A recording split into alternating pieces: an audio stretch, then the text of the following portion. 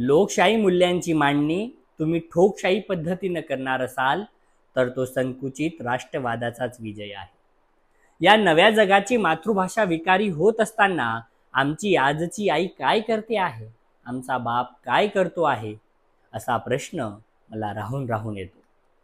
पायाला घाण लागू नये म्हणून जपतोस ना हो, तसाच मनालाही घाण लागू नये म्हणून जप, असं सांगणारी श्यामची आई आज विनोदाचा विषय होऊ शकतो। कारण कशावर विश्वास ठेवावा, कोणाबद्दल खात्री बाळगावी असा हा काळच नाही। तो वेडा पांडुरंग सदाशिव साने हा भाबडा आणि निरागस वाटणारच। अरे निरागस तर माझा बुद्धही होता म्हणून सगळं लौकिक सोडून घराबाहेर पडला। निरागस तर कबीर होता, तुकाराम होता आणि ज्ञानेश्वरही। पोर वयात मावळ्यांसोबत स्वराज्याचं तोरण बांधणारा आमचा शिवबाही तर स्वप्नाडू होता।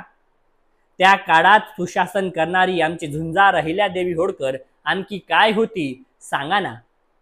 गांधी भाबडा नसता तर शस्त्र हातात न घेता बलाढ्य सशस्त्र सेनेचा पराभव कसा करायचा असं म्हटला नसता।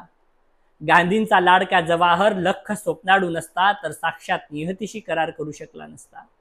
माझा भीम भाबडाच तर होता म्हणून या पोलादी व्यवस्थेला टक्कर देऊन संविधान निर्माण करण्याचं स्वप्न पाहू शकला आणि तुम्हाला आम्हाला विरोधी अवकाशही मान्य करायला सांगू शकला।